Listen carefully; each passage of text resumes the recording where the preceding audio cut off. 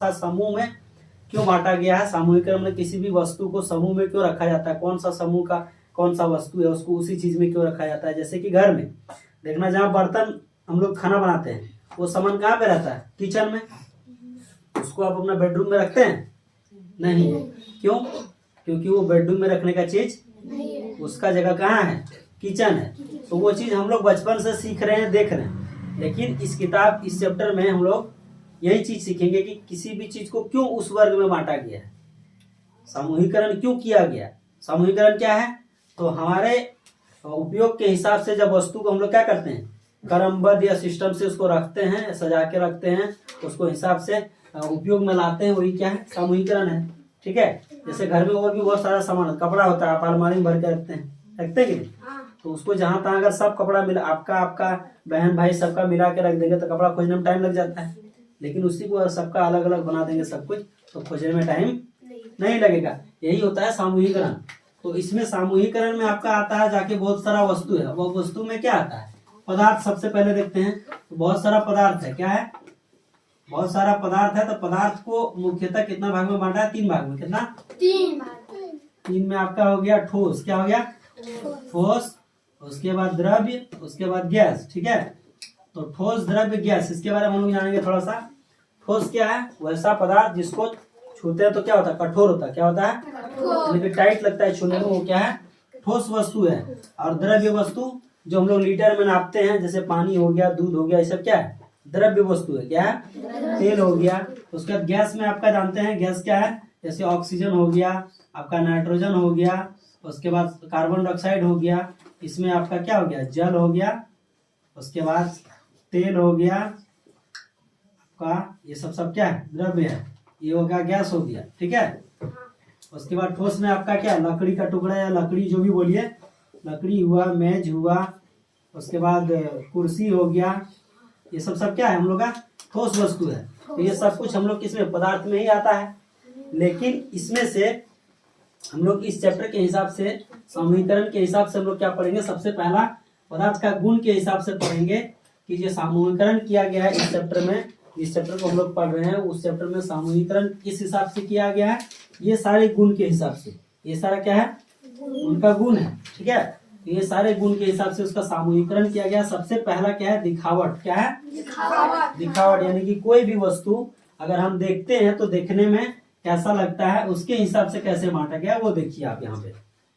दिखावट के हिसाब से, यानी कि कोई वस्तु क्या होता है, चमकीला होता है। क्या होता है, चमकीला। उसके बाद कोई होता है खुरदरा। क्या होता है, खुरदरा मतलब चमकीला नहीं होता है। तो देखने में कोई वस्तु चमकीला होता है। अब इसमें से कुछ प्राकृतिक चमकीला होता है। क्या होता है, प्राकृतिक चमक जिसमें होता है उसको हम लोग कहते हैं प्राकृतिक चमकीला। यानी कि जैसे सोना, सोना में कोई कलर चढ़ाते हैं, उसमें कोई रंग करते हैं नहीं करना पड़ता। क्यों, क्योंकि वो प्राकृतिक चमक उसके अंदर दिया गया है। लेकिन यहीं पे हम लोग लोहा का गेट लगाते हैं या फिर कोई भी चीज, जैसे घर में गेट लगाते हैं, दरवाजा, खिड़की, कुछ भी लगाते हैं, उसको हम लोग का कलर करना पड़ता है कि नहीं। उसमें हम लोग जो मन सो कलर चढ़ा देते हैं, चढ़ा के उसको रंगीन करते हैं। तो उसमें क्या, ये प्राकृतिक कलर नहीं है इसमें, इसीलिए इसको क्या किया गया है, उसको कलर चमकाने के लिए किया था। लेकिन लोहा आपका सोना में, उसके बाद जैसे हो गया सोना, उसके बाद चांदी, उसके बाद तांबा, ये सब चीज का क्या है, प्राकृतिक चमक है, इस सबको चमकाना नहीं पड़ता है। ठीक है। तो दिखावट के हिसाब से हम लोग देखें क्या, कि चमकीला और खुरदरा, मतलब जो चमकीला है वो वस्तु को चमकीला में और खुरदरा को खुरदरा में, उसके हिसाब से हम लोग समझते हैं कि ये चमकीला वस्तु है, ये चमकीला वस्तु नहीं है। ये समझ में आया। अब आगे देखिए, संपीड्यता। संपीड्यता क्या है, यानी कि कोई भी वस्तु जो कठोर और कोमल, कठोर किसको कहते हैं, जिस वस्तु को पकड़ने से दबता नहीं है या फिर उसको हम स्पंज नहीं कर सकते हैं, उसको हम दबा के ये मतलब मोड़ नहीं सकते। जैसे ये क्या, ये कठोर है क्या, नहीं, ये कोमल है। जैसे इसको हम ऐसे कर दिए, हो गया। लेकिन यही अगर लकड़ी का होता तो हम कर पाते, तो ये क्या हो जाता, वो कठोर होता। ये कोमल है। क्या है, कोमल है, नरम और टाइट जिसको हम लोग बोलते हैं। तो वो संपीड्यता के हिसाब से कोई वस्तु, जैसे कि आपका है कठोर वस्तु या कठोर पदार्थ। उसके बाद इसमें से अगर हम लोग बोलेंगे यहाँ पे नरम, तो ये आटा का लोई है। क्या है? आटा। आटा मतलब क्या? जो आटा को हम लोग गूंदते हैं, गूंदने के बाद नरम होता है कि नहीं? तो उसको हम हाथ से दबाएंगे, दबेगा कि नहीं? जैसे रोटी बनाते समय लोग क्या करते हैं, गोल करते हैं, उसको दबाते हैं, फिर बेला जाता है उसको, फिर रोटी बनता है। तो उसको हम क्या कर सकते हैं, दबा के उसका आकार बदल सकते हैं, लेकिन ठोस में नहीं कर सकते। इसको हम दाब के आकार नहीं बदल सकते। ठीक है, तो ये क्या है? संप्रियता। क्या है ये? क्या है? पदार्थ का दूसरा गुण। आपका दिखावट के हिसाब से हम लोग देख लिए। आप संप्रियता के हिसाब से देखें कि कौन सा कठोर और कौन सा कोमल है, उसके हिसाब से उसको रखा जाता है। ठीक है, सामूहिकरण में। अब अगला देखिए, घुलनशीलता। घुलनशीलता क्या है? यानी कोई भी वस्तु या फिर कोई भी पदार्थ जब पानी के साथ घुलता है, यानी कि घुलनशील और अघुलनशील। अब घुलनशीलता देखते हैं तो घुलनशील और अघुलनशील दोनों देखेंगे। ठीक है, आपका घुलनशील, घुलनशील यानी कि जो जल, यानी कि पानी, जल या फिर पानी में जो क्या होता है, घुल जाता है। क्या होता है? घुल जाता है। जैसे कि आपका चीनी और पानी, चीनी और पानी को मिलाएंगे तो क्या होगा? शरबत। क्या होगा? क्या होगा? शरबत बनेगा कि नहीं? तो पानी में चीनी क्या होता है, मिल जाता है। जैसे गिलास है, ठीक, इस गिलास में इतना पानी दिए और ये पानी है, पानी में अगर हम यहाँ चीनी डालते हैं तो डालने के बाद कुछ देर बाद क्या होता है, सारा पानी और चीनी मिल के क्या बनता है? शरबत। क्या बनता है? वो पीने में कैसा लगता है? मीठा। लेकिन ये पानी के अंदर चीनी दिखाई पड़ता है कहीं मिलने के बाद? नहीं दिखाई पड़ता। यानी कि पानी में चीनी क्या हो गया, पूरा मिल गया, मिक्स हो गया, घुल गया। ठीक है, तो वो क्या हो गया आपका? घुलनशील। क्या हो गया? घुलनशील। लेकिन यही अगर दूसरा ग्लास में, ठीक है, दूसरा ग्लास में हम अगर पत्थर का टुकड़ा डालेंगे, क्या डालेंगे? क्या डालेंगे? पत्थर का टुकड़ा अगर डालते हैं तो ये पानी है, इसमें अगर डालेंगे तो पत्थर का टुकड़ा इसमें क्या होगा, मिलेगा? पानी में घुलेगा? नहीं घुलेगा। क्यों नहीं घुलेगा? वो अघुलनशील पदार्थ है। क्या है? तो हम लोग इससे जानते हैं घुलनशील या घुलनशीलता। तो घुलनशील यानी कि जो पानी में पूरी तरह अपने आप को मिला लेता है उसको घुलनशील पदार्थ कहते हैं, और जो पानी में अपने आप को बिल्कुल नहीं मिलाता उसे अघुलनशील पदार्थ कहते हैं। जैसे आपका पत्थर का टुकड़ा हो गया, वो मिलेगा पानी में? नहीं मिलेगा। लोहा का टुकड़ा नहीं मिलेगा, फिर आपका मिट्टी का टुकड़ा नहीं मिलेगा। लेकिन यहाँ पे अगर हम शरबत बनाते हैं तो चीनी मिला देते हैं, मिलाते हैं ना, उसके बाद फिर क्या, पानी को फिर नमक मिलाएंगे। क्या मिलाएंगे? नमक। फिर क्या हो जाएगा, फिर शरबत बनेगा, लेकिन नमक वाला बन जाएगा, है क्या नहीं? नमकीन पानी हो जाएगा। तो वो भी क्या हो गया आपका? घुलनशील। क्या हो गया? घुलनशील पदार्थ। तो जो पानी में मिलता है उसको घुलनशील, जो नहीं मिलता उसको अघुलनशील। अब देखिए अघुलनशील में जैसे तेल, फिर गिलास लिए हैं, ठीक है, अब इसमें अगर इतना पानी दे दिए हैं और ऊपर से तेल डाल देंगे सरसों का, क्या अगर तेल डाल देंगे तो क्या पानी और तेल मिलेगा? नहीं। अभी आप पानी में देखिएगा, तेल डाल के ऊपर में क्या करता है, तैरने लगता है। क्या करता है? तैरने लगता है। ठीक है, तो उसको हम लोग क्या करते हैं, उसको क्या कह सकते हैं? अघुलनशील। क्या कह सकते हैं? अघुलनशील। क्या कह सकते हैं? अघुलनशीलता या फिर अघुलनशील कहते हैं। ठीक है, देख लिए हम लोग, ये समझ में आया कि नहीं? कौन सा घुलनशील और कौन सा अघुलनशील है?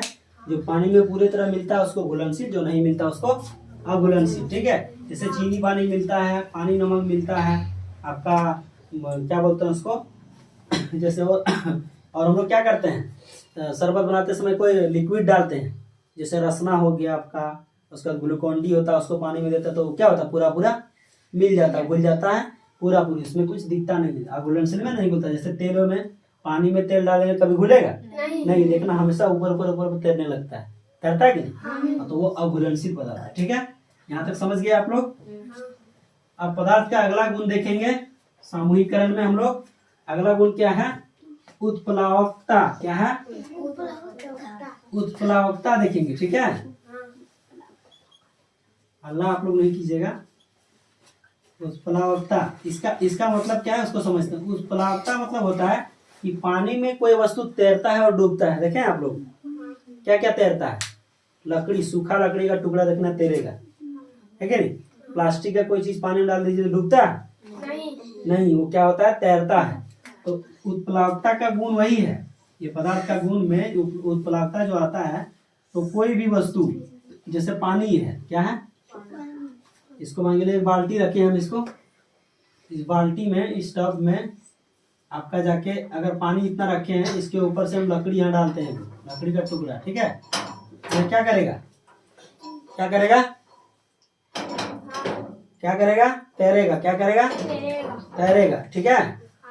और इसमें अगर हम ऊपर से अगर कोई लकड़ी, लोहा का टुकड़ा, क्या, लोहा का टुकड़ा यानी कि कील अगर डाल देते हैं, ठीक है, तो ये क्या करेगा, डायरेक्ट यहाँ से नीचे अगर डूब जाएगा, यहाँ पे बैठ जाएगा, बैठेगा कि नहीं।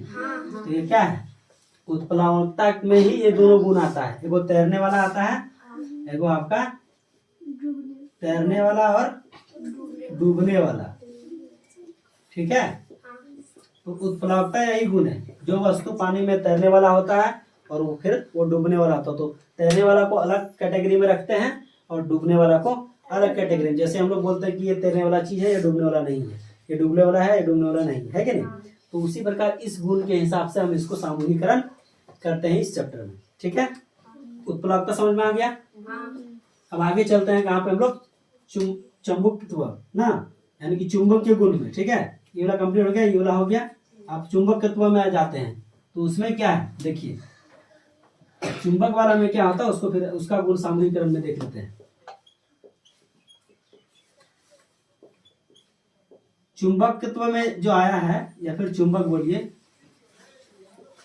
इसमें क्या होता है कि कोई भी वस्तु, जैसे चुंबक का हम लोग देखें, मान लीजिए चुंबक है, क्या है, चुंबक का एक टुकड़ा है, इधर एन है, इधर एस है, ठीक है। जो एन एस मतलब नॉर्थ साउथ, उसका दिशा होता है, धनात्मक ऋणात्मक दोनों होता है, हम लोग पहले पढ़े हैं और फिर इसमें भी थोड़ा देख लेते हैं। अब इसमें कोई वस्तु अगर खींचता है, क्या करता है, जैसे इसमें क्या खींचेगा, लोहा का टुकड़ा, लोहा का टुकड़ा क्या करेगा, अपनी ओर खींचेगा। तो ये चुंबक का गुण है, क्या है, लोहा को खींचना।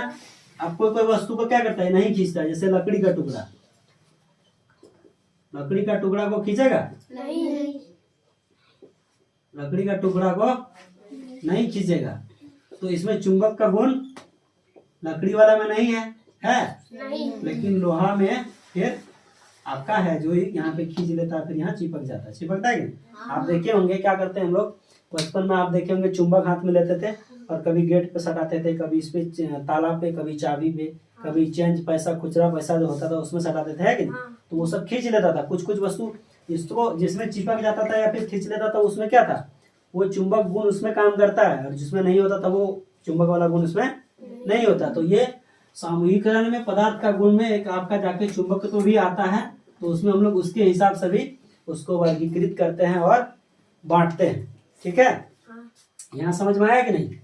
अब अगर यहाँ पे बोलेगा प्लास्टिक को, अगर ये खींचेगा, चुंबक खींचेगा क्या, नहीं। प्लास्टिक खींचता है कभी चुंबक, नहीं। लकड़ी खींचेगा, नहीं। बोरा खींचेगा, नहीं। ये मार्कर खींचेगा, नहीं। लेकिन वहीं पे अगर हम लोहा, चाबी, कील, कांटी वो सब अगर लाएंगे तो फिर वो खींच लेगा। तो यही गुण इसके अंदर ये चीज दर्शाता है, ठीक है। यहाँ तक समझ गए आप लोग। चलिए आगे देखते हैं अब क्या है अगला गुण, पारदर्शी। क्या है, पारदर्शी। आप लोग दुकान गए हैं, सब गए हैं कि नहीं, दुकान में देखिएगा, सारा दुकान में क्या करते हैं, सारा जो डब्बा सब होता है, जैसे चॉकलेट का डब्बा है, मान लीजिए क्या है, चॉकलेट का डब्बा, क्या है, चॉकलेट का डब्बा अगर इतना बड़ा है तो ये डब्बा देखिएगा आपको व्हाइट कलर का आता है, सादा कलर, सादा कांच का होता है, क्या होता है, सफेद कांच का होता है, या फिर प्लास्टिक का कांच, मतलब प्लास्टिक लेकिन सफेद, सफेद प्लास्टिक ना। क्यों होता है, ताकि इसके अंदर अगर कुछ भरा हुआ है तो हम उसको क्या करें, बाहर से देख सके, क्या करें, बाहर से देख सके, और देखने के बाद हम उसको बोले कि ये चीज हमको क्या चाहिए, दीजिए, हम ये खरीदेंगे। तो देखिएगा जितना दुकान में आपको सारा डब्बा मिलेगा, सब चॉकलेट सब आपको बाहर से ही दिखता है, दिखता है कि नहीं। क्यों दिखता है, क्योंकि वो जो जार होता है, ये जो जिसमें डाला हुआ रहता है चॉकलेट, जिस जार में, जिस डब्बा में रहता है, वो डब्बा क्या होता है, पारदर्शी होता है। क्या होता है, पारदर्शी। क्या होता है, पारदर्शी यानी कि डब्बा के बाहर से हम देख रहे हैं, लेकिन डब्बा के अंदर जो चीज है वो हमको दिख जा रहा है। वो क्या है? पारदर्शी डब्बा है। क्या है? अगर अपारदर्शी डब्बा रहता जिसमें इस पार उस पार नहीं दिखता, तो कौन सा डब्बा में क्या भरा है हम देख पाते? नहीं। आप लोग सांप का खेल देखे कि नहीं? देखे होंगे कभी। तो उसका जो डब्बा बना के रखता है उसमें सांप डालता है, तो जब अंदर रहता है तो हम लोग देख पाते हैं कौन सा सांप किसमें है, लेकिन जब निकालता है तब देख पाते हैं। अगर वही तो अगर व्हाइट वाला जार में रखता है वो लोग, तो हम लोग को सब बाहर से दिख जाता है। तो कहीं भी दुकान में आप देखिएगा जितना जार रखता है सब किस तरह का रहता है? सफेद। किस तरह का रहता है? सफेद कांच का या सफेद प्लास्टिक का रहता है, ताकि बाहर के लोग अंदर के चीजों को, डब्बे के अंदर की चीजों को अच्छे से देख सके। यही क्या है?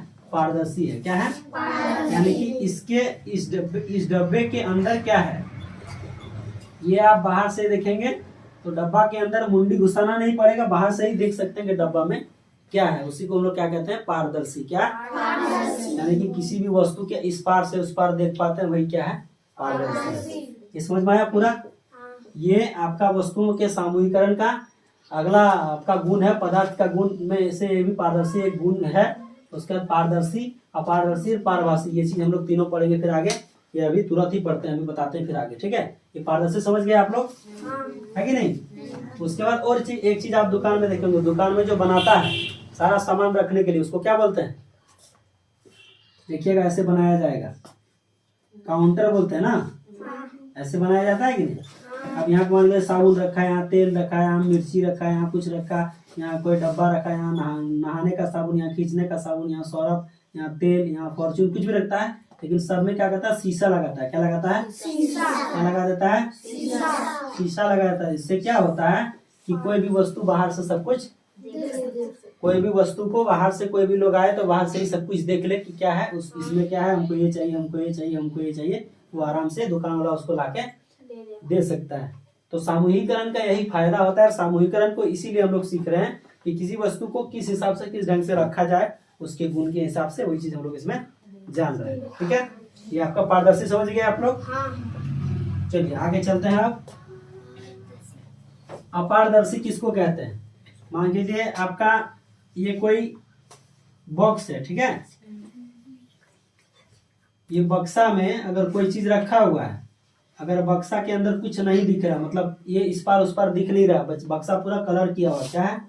कलर किया हुआ है, पूरा रंग किया हुआ है, तो इसके अंदर क्या डाला है, बक्सा के अंदर क्या है, आप देख पाएंगे? नहीं। अंदर कुछ देख पाएंगे इसका? नहीं देख पाएंगे। तो जिस वस्तु के बाहर से हम लोग कुछ उसके अंदर की चीजों को नहीं देख सकते हैं, वो वस्तु क्या है? अपारदर्शी है। क्या है? क्या है? क्या है? अपारदर्शी वस्तु। क्या है? यानी कि इस पार से उस पार हम उसको नहीं देख पाए, तो वो क्या हो गया? अपारदर्शी वस्तु। ठीक है? अब क्या होता है, जैसे कि ये हो गया आपका अपारदर्शी, समझ गए? अब अगला क्या है? पारभासी। पारदर्शी हो गया, अपारदर्शी हो गया, पारभासी। पारभासी हम लोग प्रकाश चैप्टर में भी ये सब पढ़े थे। पारभासी में क्या होता है, जैसे मान लीजिए क्या है, अब इतना बड़ा एक डब्बा है, उसमें अगर पानी डाल दिए, क्या डाल दिए हैं? साफ पानी है, और पानी के ऊपर से अगर हम लोग देखते हैं नीचे तक, तो हम लोग को नीचे तक दिख जाता, दिखता है कि नहीं? लेकिन पूरा क्लियर दिखता, पूरा साफ दिखता नहीं, थोड़ा बहुत दिखता है, थोड़ा बहुत नहीं दिखता है। तो जिसमें थोड़ा सा प्रकाश या फिर रोशनी जाता है, या फिर थोड़ा सा हमको वहां तक दिख जाता है, वो क्या? पारभासी है। क्या है? पारभासी। यानी कि जिसमें अपारदर्शी और पारदर्शी दोनों वाला गुण थोड़ा बहुत आता है, वो पारभासी है। ठीक है? जैसे पारदर्शी में पूरा दिखता था, अपारदर्शी में बिल्कुल नहीं दिखता था। लेकिन पारभासी में क्या होता है? थोड़ा सा दिखता भी है और थोड़ा नहीं भी दिखता है, यानी कि पूरा आप अच्छे से देख नहीं सकते। जैसे आप बचपन में अगर कुआं में नहाए होंगे कूद के, बचपन में बच्चे लोग नहाते हैं, तो आप आंख खोल के थोड़ा देखते होंगे पानी के अंदर, तो कुछ कुछ आपको दिखता है। मछली सब दिख, अगर मछली होगा भी तो दिख जाएगा, लेकिन आप पहचान नहीं पाएंगे कौन सा मछली था, लेकिन आप देख सकते हैं कि नहीं? लेकिन कुछ देर अगर ज्यादा देर आंख खोल के रखते हैं, फिर आंख क्या होता है, हम लोग लाल हो जाता है। इसलिए उस समय ज्यादातर उतना नहाना नहीं है, वो आपको सीखने के लिए हम बताती है। ठीक है? वो आपका क्या हो गया? पारभासी। तो कक्षा 6 का विज्ञान का पाठ 6 में वस्तुओं का सामूहिकरण आपका पदार्थ के गुण के हिसाब से हम लोग क्या किए, सारा एक एक करके देख चुके। दिखावट के हिसाब से, संपूर्णता के हिसाब से, घुलनशील, उत्प्लावकता, चुंबकत्व और पारदर्शी, पारदर्शी, अपारदर्शी और पारभासी। ये सारा चीज हम लोग समझ चुके हैं पूरा कंप्लीट। हाँ।